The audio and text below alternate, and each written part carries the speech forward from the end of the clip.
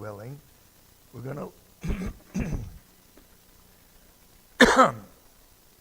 to try to look at 13, 14, and 15 because they deal with sickness, afflictions, and prayer and sin. What do those four things have in common? Sickness, afflictions, prayer, and sin. We're going to try to look at some of that this evening. In verse 13, he begins, "Is any among you afflicted?" It's not sickness there, that's affliction. That means, you're going through hardships of some kind. It may be persecution. It may be any number of hardships, troubles, or just afflictions in general. We all have those things that come up in our life. And, sometimes we just can't understand it. We don't know why.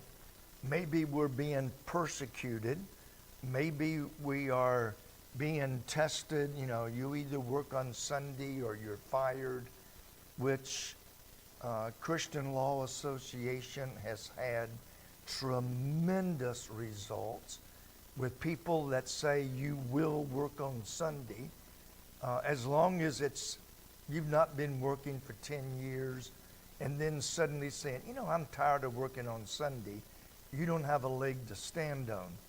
But if they come in, which has happened a lot over the last year, and say, hey, we're changing, we're going to start staying open on Sunday, you will have to work on Sunday, contact Christian Law Association, and in almost every case they have taken, in fact, I started to say every case, but I might miss one, they have been able to show that if you change the work routine, they cannot force you to work on Sunday without giving you time to go to church and things that you need.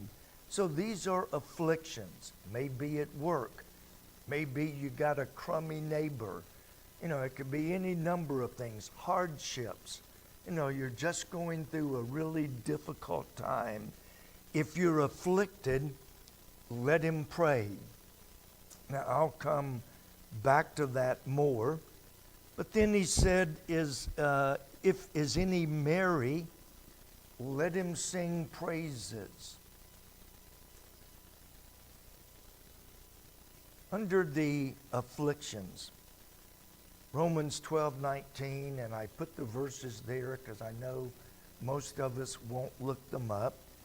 Paul wrote, "Dearly beloved, avenge not yourselves, but rather give place unto wrath, for it is written, vengeance is mine, I will repay, saith the Lord."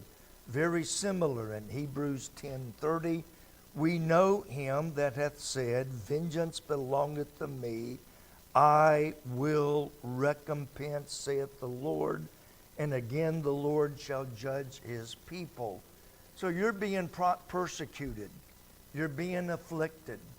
Somebody is doing everything they can to make your life just as miserable as they can. Well, you can go over and beat them up.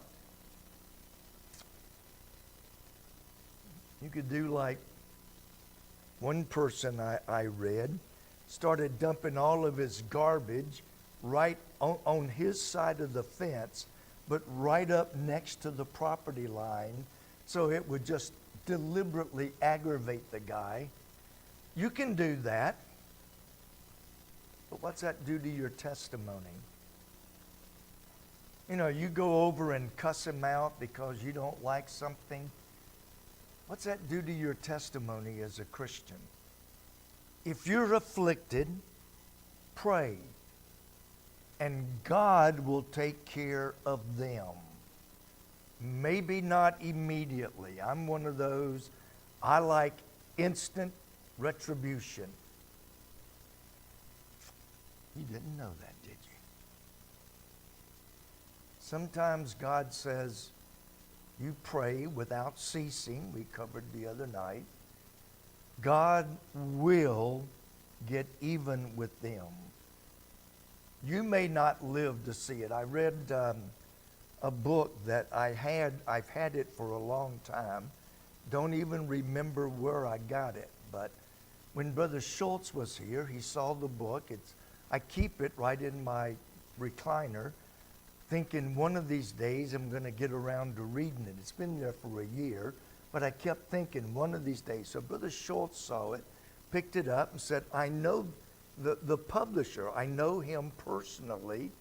And he said, he began telling me all about the book. And so I had a meeting the other day with the publisher. And so we spent several hours talking. So then I went home and thought, okay, I'm going to start that book. I'm going to start reading it. And I did. I still am. But he was talking in the first chapter, never stop praying.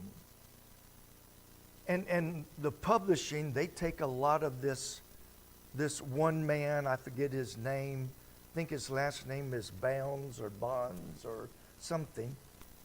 And they've got a lot of his books that they are reprinting and selling or giving away.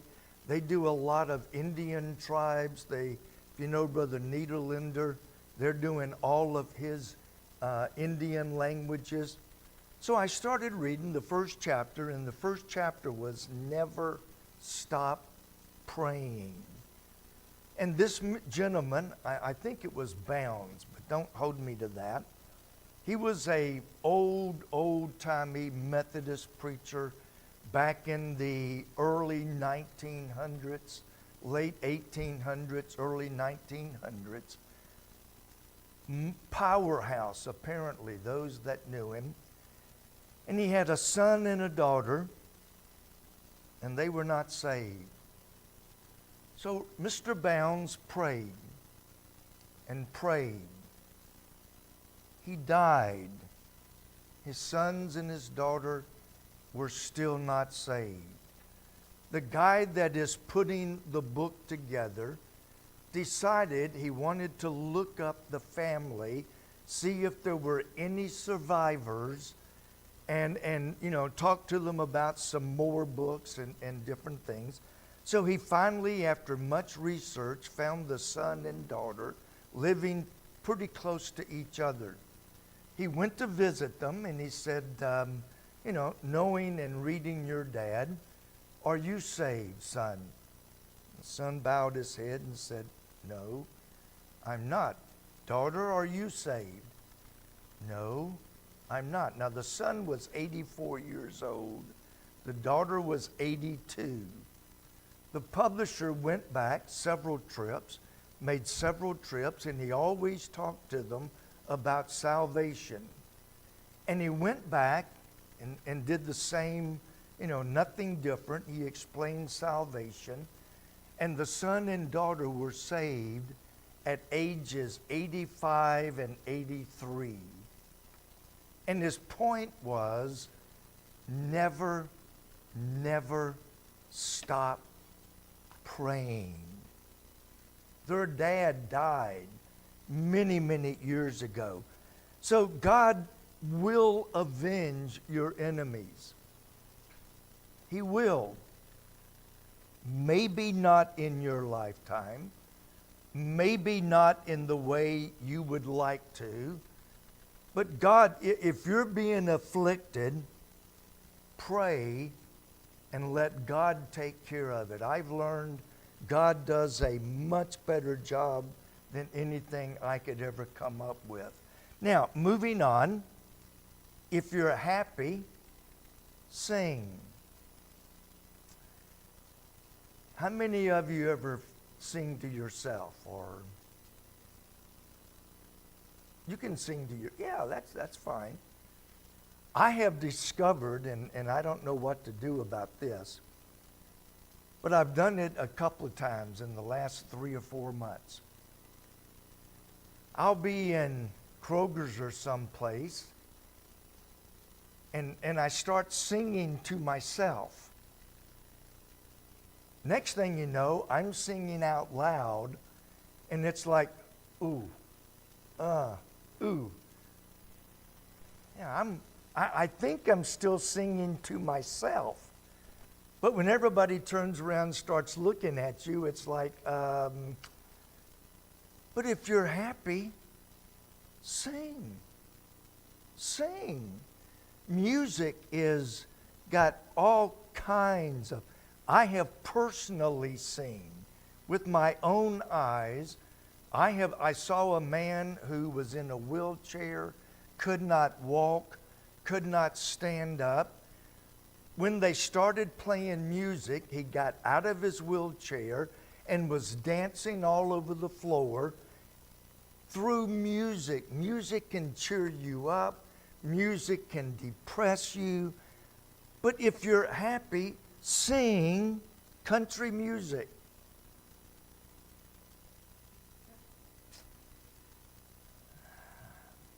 No. How about some rock and roll music?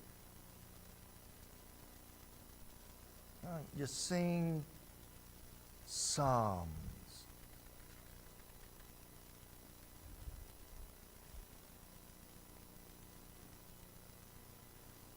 And I remember, oh yeah, it's down at the bottom of the page. Sing.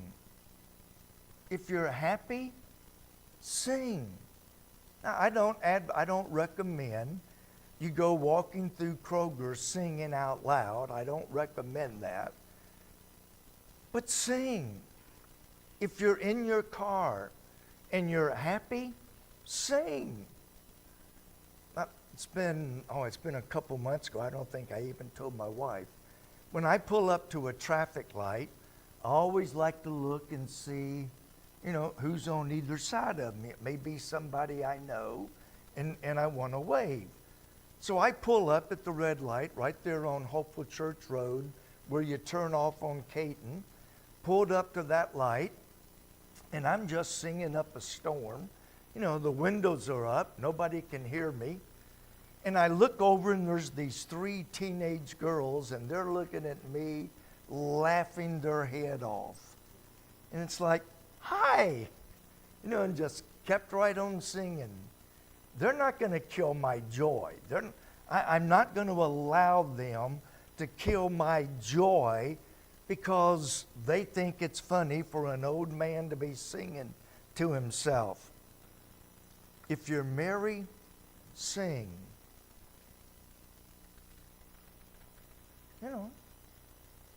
And I'll get to this, but if you're sick, in verse 14, is any sick among you? Now, I'm going to have to explain this because I don't want somebody saying that I said something I did not say. But when you get sick, who's the first person you usually think about calling? Your wife? My wife would say, get over it.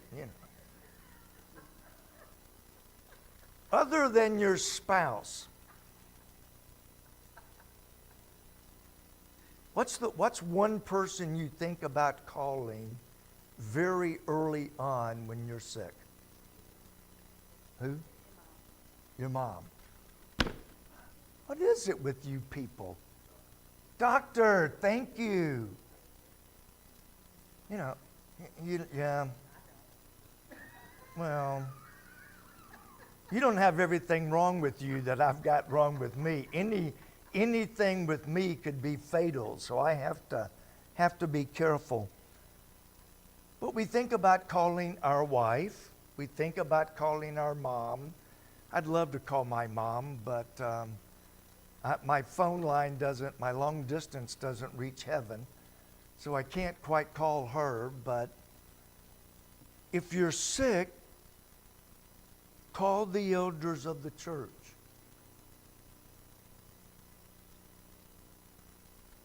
and let them pray over him. Do what, Joyce?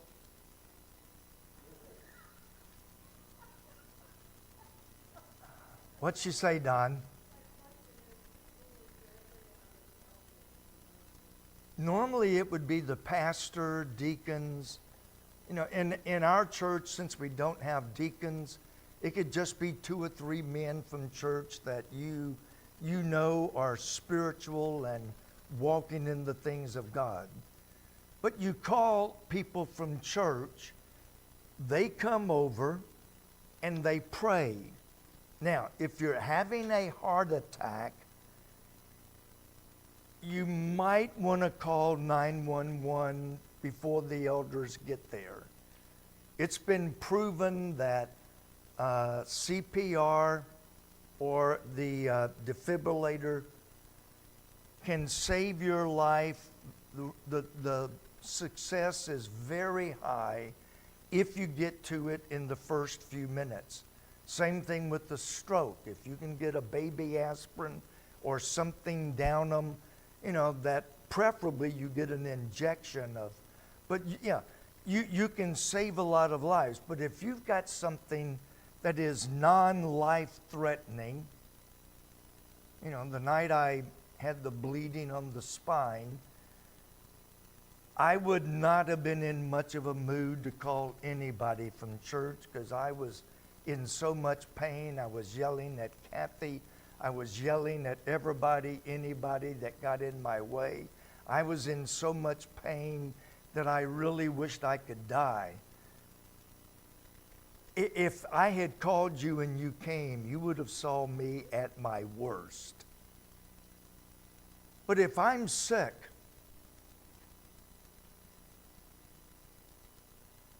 why not call people that you know and trust and say, hey, before I call the doctor, would you come over and pray with me?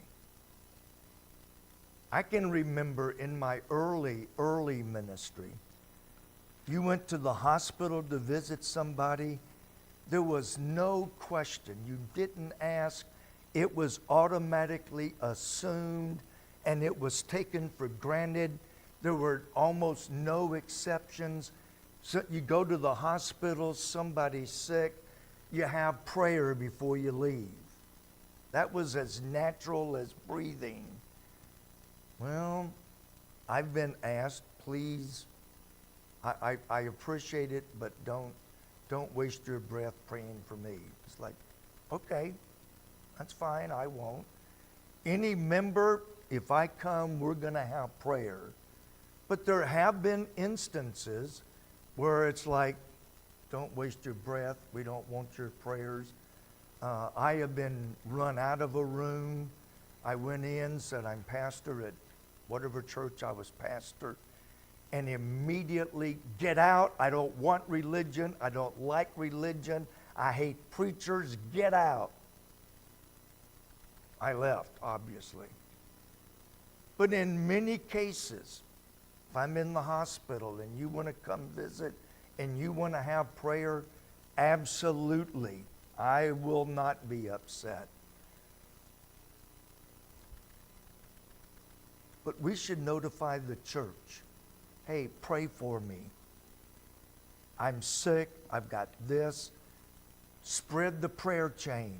I want people praying for me when I'm sick. So you call for the elders, they pray over him, anointing him with oil, and there's all kinds of ideas about that. There is at least one or more religions where they carry what's called holy oil. And he whips this holy oil out. These are not holy mints, but you get the idea. He whips out this holy oil, pours it, rubs it on your forehead, rubs it on the back of your hands, and that is magic oil. It's healing oil. It's magic oil because it's holy, and that'll make you well. That's not what he's talking about. If you go back to the story of the Good Samaritan, he poured oil and wine in the man's wounds. Oil was a type of medicine. It had a healing component in it. So they pray, then they use medicine on the wound or wherever it is. So prayer mixed with oil and medicine is how they practiced it back then. I was reminded of the story in 2 Chronicles chapter 16 and verse 2. King Asa was normally a good king, but as he prospered and God blessed him, he became a little stubborn in his old age. And so in 2 Chronicles 16, Asa, in the 39th year of his reign, was diseased in his feet until his disease was exceeding great. What did King Asa do? In his disease, he sought not to the Lord, but to the physicians. Doesn't say anything about being wrong going to a physician. Doesn't say he was wrong going to a physician. But he went to the physician rather than pray and ask God to guide him. Ask God to heal him. I know I told some of you, if I repeat myself, I'm getting old, you do that sometimes. But this last, pretty sure it was the last surgery I had. Pretty sure it was the last surgery I had where they did the ablation on the heart. They've already took me up in the prep room, got the IVs, got everything in. Then they take you down just outside the operating room, and you stay there. The doctor comes in, explains what he's going to do. The anesthesiologist comes in and asks you about if you ever had a reaction to anesthesia. And then they take you from there literally right around the corner into OR. Now the doctor I had, and people still tell me he's the best in the whole greater tri-state area. He is the best for heart ablations. He came in, he said, now, this is what we're going to do. And I very nice guy, very nice doctor.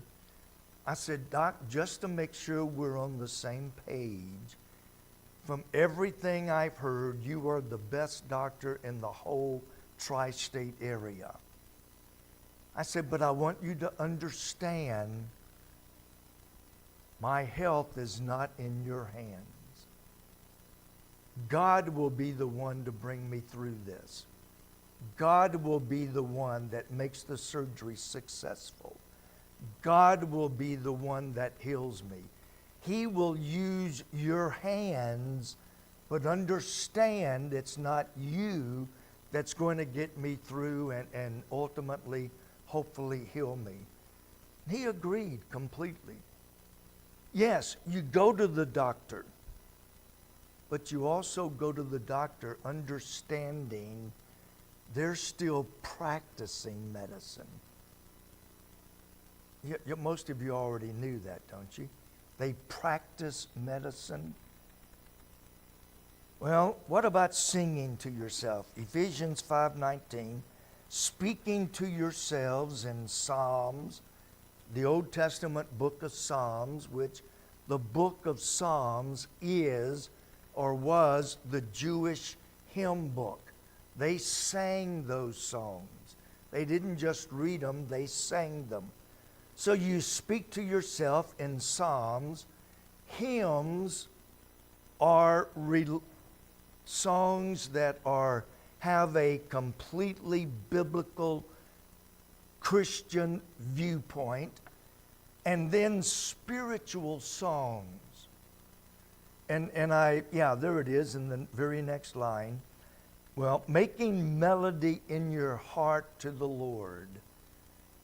Our songs should be just as biblical as our preaching.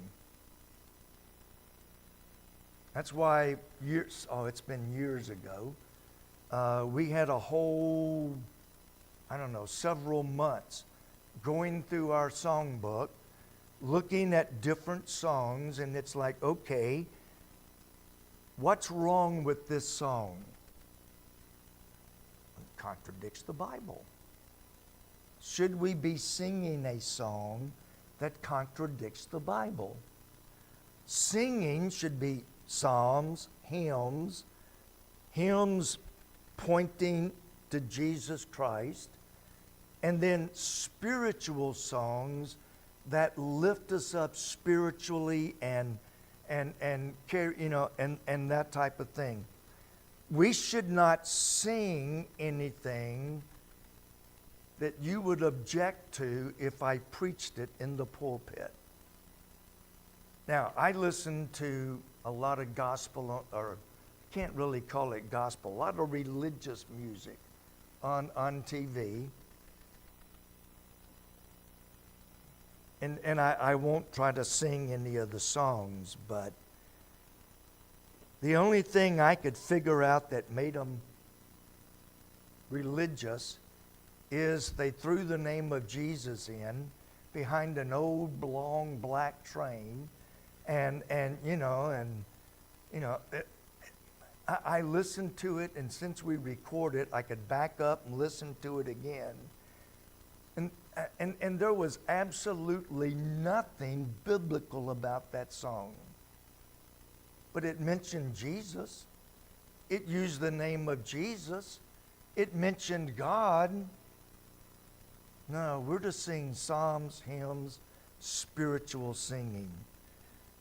Singing, whether in private or in church, should lift us up and prepare us for the preaching service, which means you should participate.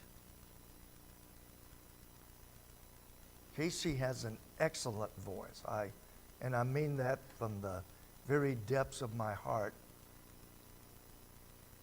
But sometimes I look out and people are just listening to Casey.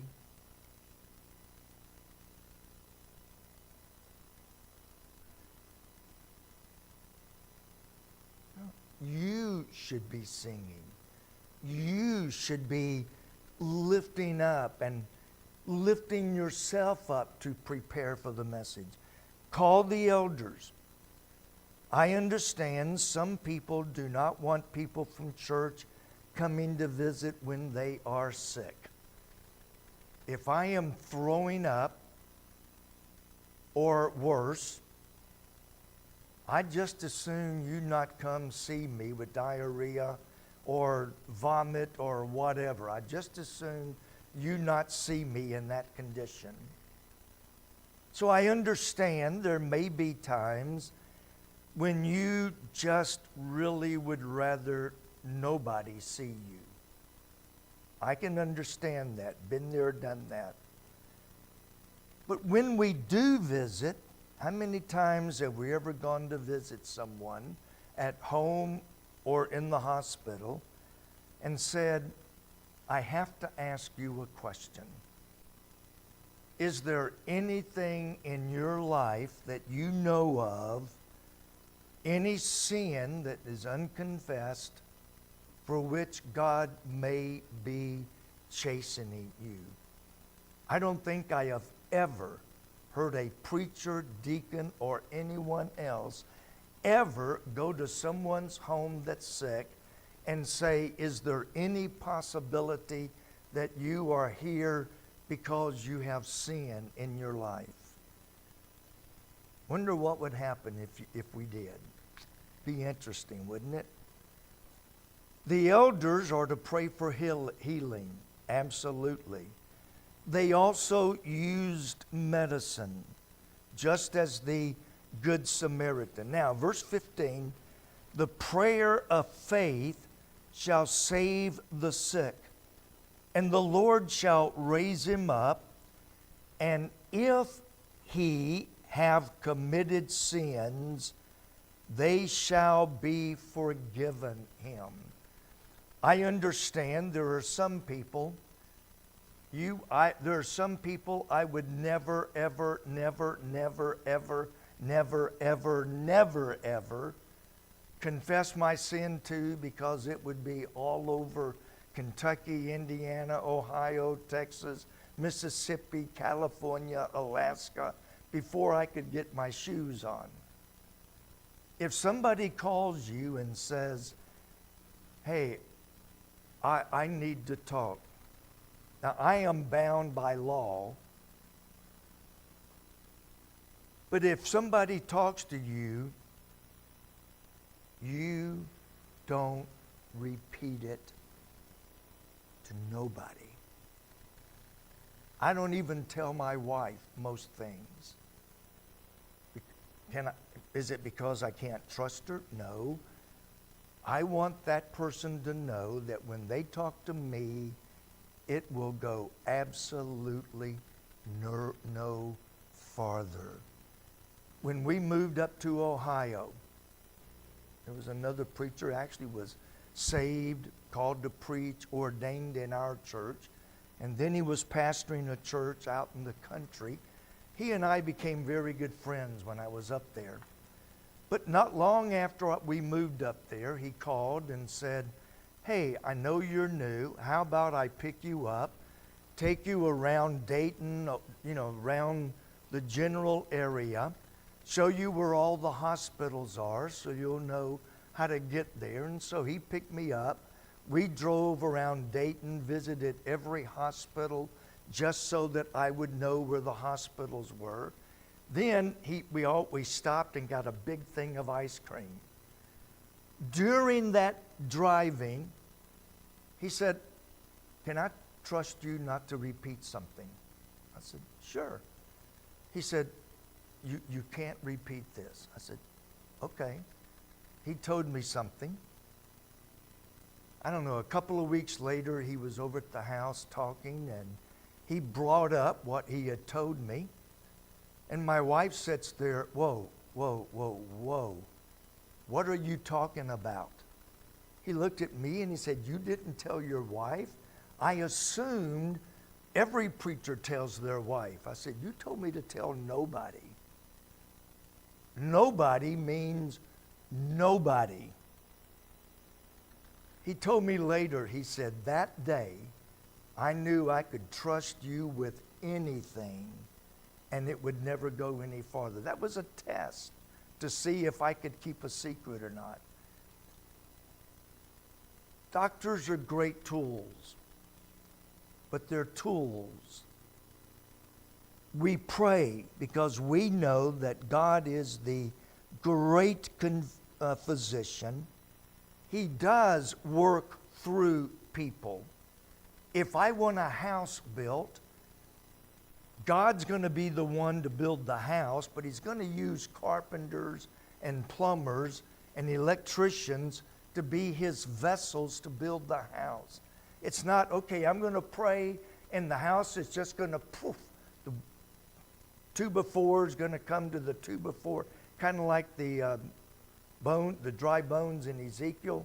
You know, the 2x4 came to the 2x4, the sink came to the plumbing.